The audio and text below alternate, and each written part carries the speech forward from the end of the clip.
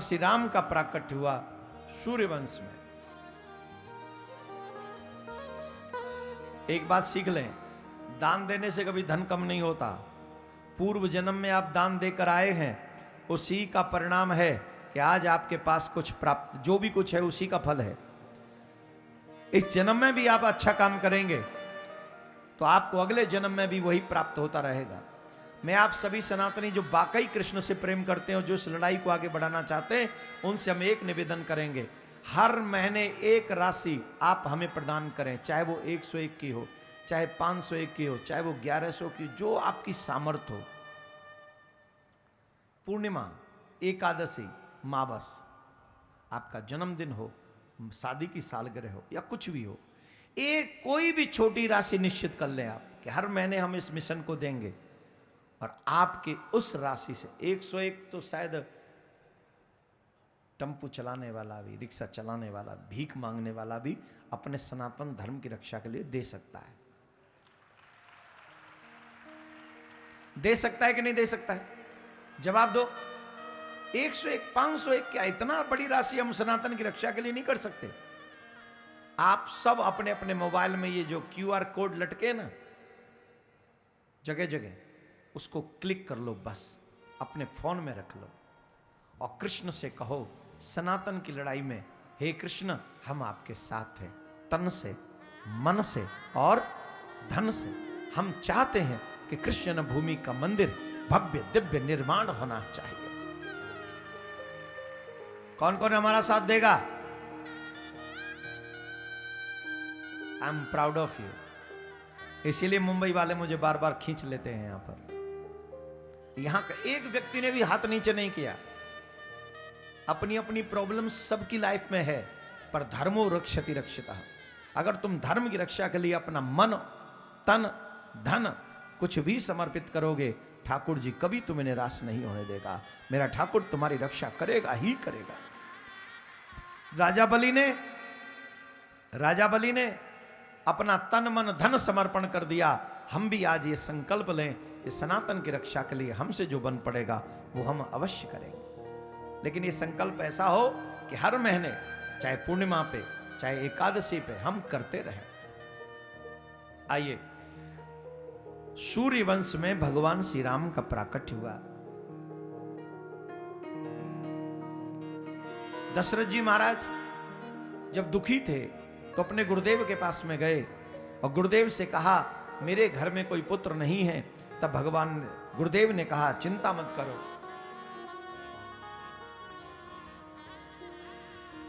धैर्य धीर हुई हैं सुतचारी, त्रिभुवन विदित भगति भय भार। तुम्हारे घर में एक नहीं, दो नहीं, चार चार पुत्र होंगे जो सभी भक्तों के दुख का हरण करेंगे और सभी संत और भक्तों को सुख पहुंचाएंगे। त्रिलोकी में उनका यश फैलेगा। ऐसे 4 पुत्र तुम्हारे घर में होंगे। मेरे प्यारे, यज्ञ इत्यादि किया, भगवान श्री राम का प्राकट्य हुआ। अब देखो, दान किसको कहते हैं, धर्म की रक्षा किसको कहते हैं? ध्यान से सुनना। विश्वामित्र जी दशरथ जी के पास में आए और कहने लगे, मैं यज्ञ करता हूं, सुबाहु मारीच यज्ञ को पूरा नहीं होने देते, अपने राम लक्ष्मण दोनों मुझे दे दो, मेरी यज्ञ की वो रक्षा करेंगे, मेरी यज्ञ पूरी हो जाएगी। सावधानी पूर्वक सुनना।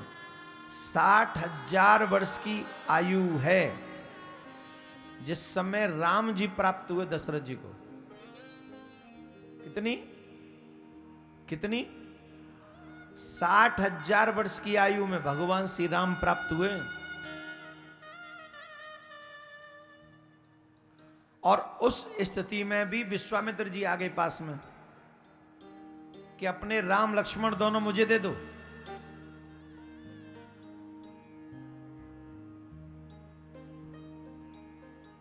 अब राजा का धर्म है द्वार पर आए हुए अतिथि का बचनों का सत्कार करे, ये धर्म है। और इतनी उम्र में तो पुत्र मिले और उन्हें भी छोटे छोटे पुत्रों को राक्षसों से लड़ने भेज दे। बताओ, तुम होते दशरथ जी की जगह तो अपने बच्चों को भेजते? जवाब तो जल्दी बोलो, जोर से बोलो।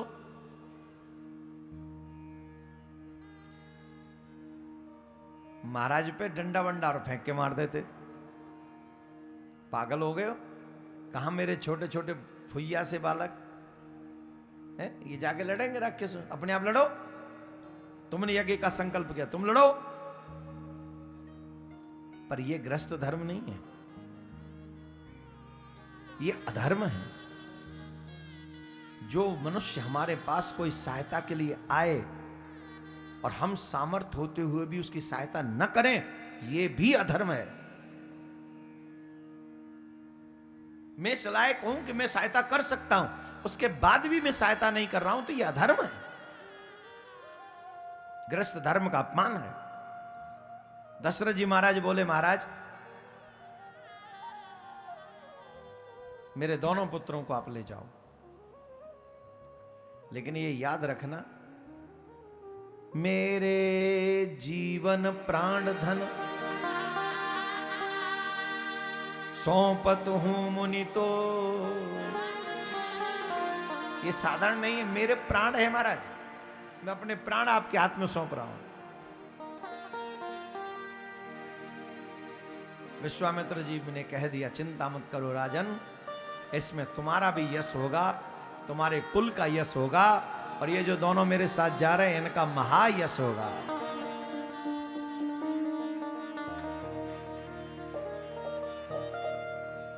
राम जी को लेकर विश्वामित्र जी जा रहे थे, मार्ग में ताड़का आ गई, और ताड़का को देखकर, देखिए 22 जनवरी को राम जी आने वाले हैं, इसलिए थोड़ा रामचरित सुना रहे हैं आपको, सब लोग तैयार रहना। और जितने भी लोग मुझे आस्था पर यूट्यूब पे सुन रहे हैं, यहां पंडाल में सुन रहे हैं, मैं आप सबसे आग्रह कर रहा हूं, 22 जनवरी को आप सभी लोग स्वयं भी राम को जानें और अपने बच्चों को भी राम को जनाएं। जो जा सकते हो वो जाएं, और जो नहीं जा सकते हो वो लोग टीवी चैनलों पर बैठकर राम जी को जानने का अवश्य प्रयास करें।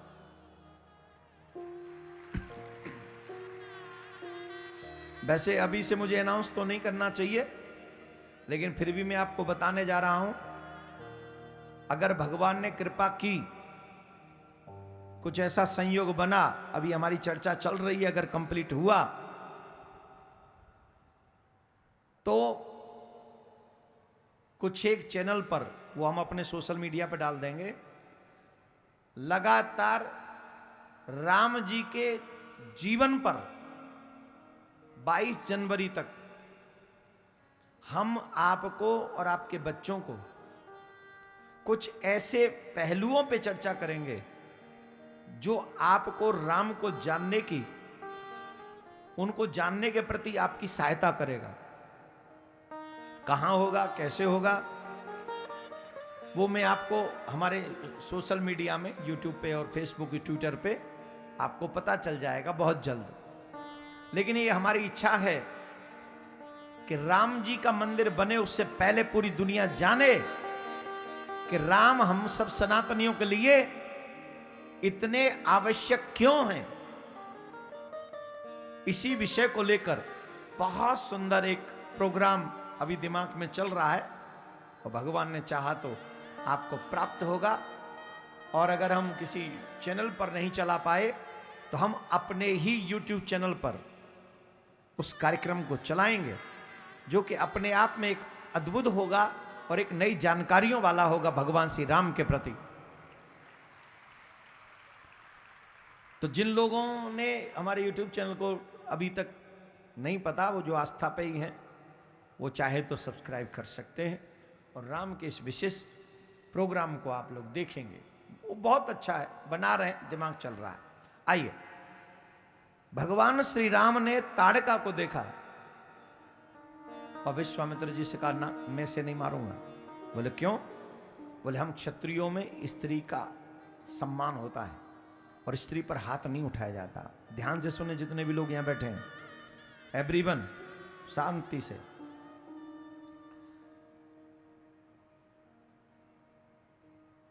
शास्त्रों में ऐसा कहा गया है, यत्र नारियस्तु पूज्यन्ते रमन्ते तत्र देवता। जिस जगह पर देवियों का सम्मान होता है उस जगह पर देवता रमण करते हैं। हमारे यहां देवियों का सम्मान कितना है इस बात से पता लगाओ, जब बच्ची कुंवारी होती है, अनमैरिड होती हैं, तो उन्हें कहते हैं ये कन्या है। क्या कहते हैं? जोर से बोलो, ये कन्या है। और सिर्फ पूरे विश्व की संस्कृतियों में सनातन संस्कृति ही ऐसी है जिस संस्कृति में हम कन्या पूजन करते हैं, कन्या पूजन करते हैं। दूसरा, कृपा करके बताइए कौन से देवी का, हमारे यहां जैसे ही विवाह होता है ना, जैसे ही विवाह होता है कन्या का, उसके नाम के पीछे देवी लिख देते हैं। लक्ष्मी देवी, सरस्वती देवी, फूलन देवी, गेंदा देवी, गुलाबो देवी, और देवी लिखते हैं कि नहीं? बोलो। अब चाहे स्वभाव कैसा भी हो, लेकिन शादी के तुरंत बाद देवी लिख दिया। इतना बड़ा आदर, इतना बड़ा सम्मान कहीं नहीं है। परंतु आग्रह कर रहे हैं उन लोगों से जो विवाह कर अपनी बहन बेटियों को, दूसरे की बहन बेटी को अपने घर लाते हैं और उनका अपमान करते हैं ना। और लक्ष्मी के लिए रोते भी, हमारे घर में ये नहीं है, वो नहीं है। एक लक्ष्मी को दिन रात कूट रहा है, दूसरी लक्ष्मी को मांग रहा है। भिखारी कहीं के, कहां से आ जाएगी लक्ष्मी? कहां से आएगी? इसलिए जो लोग चाहते हैं कि हमारे घर में लक्ष्मी बनी रहे, उन लोगों को लक्ष्मी का पूजन करना चाहिए, देवी का सम्मान करना चाहिए। और सम्मान न कर पाओ तो अपमान तो कम से कम मत करो। और देवियों से भी निवेदन है, हम तो मुंबई में 4 दिन हो गए हमें आए, हमने आज तक जैसी पर्दे पे देवियां दिखती हैं वैसी देवी यहां नहीं दिख रही है कभी। तो माने पर्दे की मुंबई अलग है और रियल लाइफ की मुंबई अलग है। यहां पर ऐसे संस्कारी लोग हैं महाराज, 4-4 घंटे बैठकर भगवान की कथा सुनते। ये जो पर्दे पे मुंबई को देखते हो, मुंबई ऐसी नहीं है। ये तो चंद चमगादड़ों की मुंबई है, वो जो हम लोग दुनिया में बैठ के पर्दों की मुंबई देखते हैं।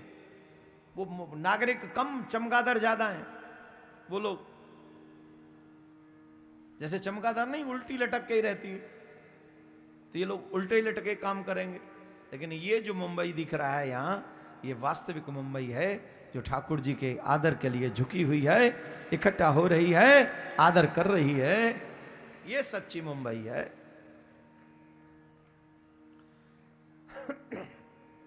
भगवान ने कहा कि मैं स्त्री पर हाथ कैसे उठाऊं? विश्वामित्र जी बोले, एक होती है अबला, एक होती है सबला। ये इसे अबला समझ के मत छोड़ देना, नहीं तो हम सबको खा जाएगी। ये अबला नहीं है, ये सबला है।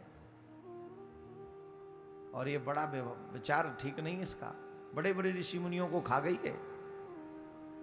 तब भगवान ने ताड़का का गुरुदेव की आज्ञा से वध किया। और उसके बाद भगवान ने सुबाहु का वध किया, मारीच को 7 समुद्र पार भेज दिया।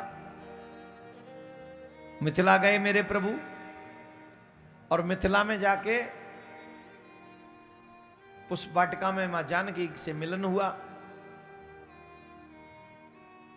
धनुष यज्ञ में भगवान श्री राम बैठे, और धनुष यज्ञ की एक चौपाई हम सबको बहुत मार्मिक लगती है। जाकी रही भावना जैसी जिनके रही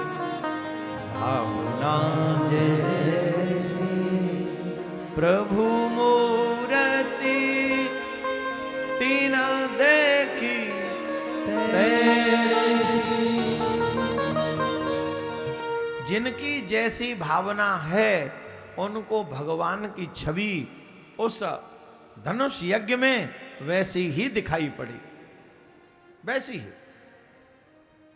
इसका मतलब जो लोग कहते हैं भगवान नहीं है उनके लिए भगवान नहीं है, और जो लोग कहते हैं भगवान है उनके लिए भगवान है।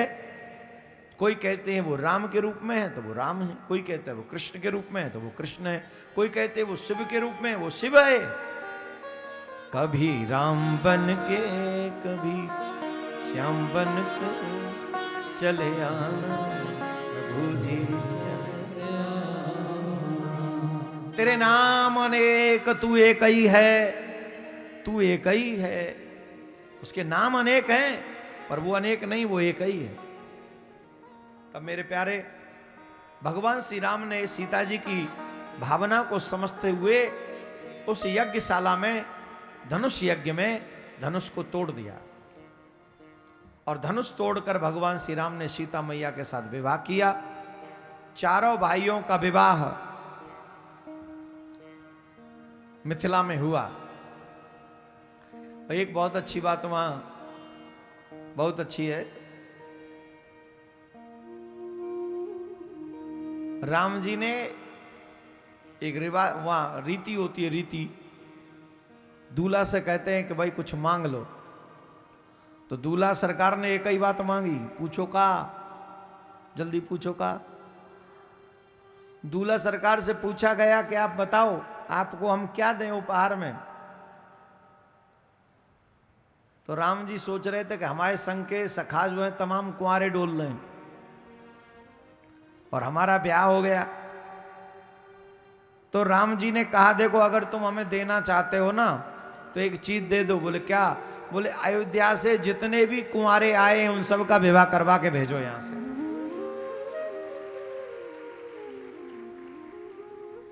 एक आध विवाह नहीं हुआ वहां, कोई ये समझे एक आध विवाह नहीं, हजारों हजारों विवाह होके आए। उनमें से 4 भैया तो यही थे। और मिथिला में जाकर राम जी को पहली बार गारी खाने का सौभाग्य मिला। मिथिला में जब राम जी पहुंचे तो मिथिला वासिनी राम जी को गाली दे रही है। कौन कौन बिहार से है, कौन कौन मिथिला साइड से है? राम जी से पूछल